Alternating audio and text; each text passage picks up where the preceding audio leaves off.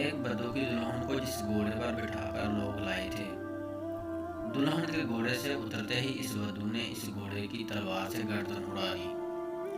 لوگوں نے اس سے ایسا کرنے کی وجہ پوچھی تو کہنے لگا کہ میں یہ برداشت نہیں کر سکتا کہ میری بیوی کے اترنے کے فوراً بعد ہی کوئی اور اس کی پیٹھ پر بیٹھ جائے اور دلہن کی سواری کی وجہ سے تاحال گھوڑے کی پیٹھ گرم ہو اور کوئی غیر مرد اس حرارت کو محسوس کر لے۔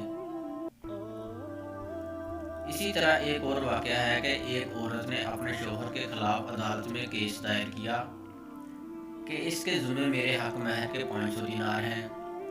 عدالت نے شوہر کو بلا کر پوچھا تو اس نے انکار کر دیا۔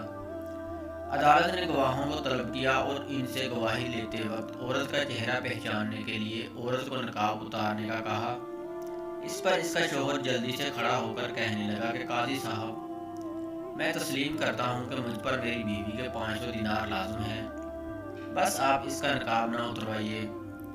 یہ سن کر بیوی کہنے لگی کہ قاضی صاحب، آپ اور تمام حاضرین گواہ رہیں کہ میں نے اپنا حق مہر معاف کر دیا۔ قاضی بیچارہ حیران و پریشان کہ یہ ہو کیا رہا ہے۔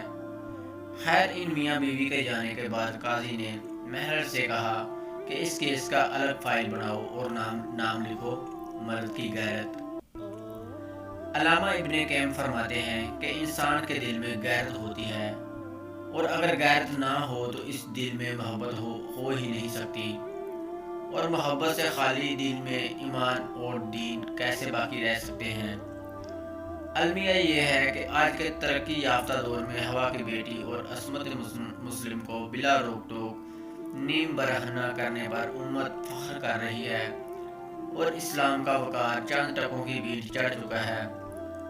سو محبت کیجیے، حلال کیجیے، اسلامی غیرت و حمیت کا جنازہ نکالنے سے پرہیز کیجیے۔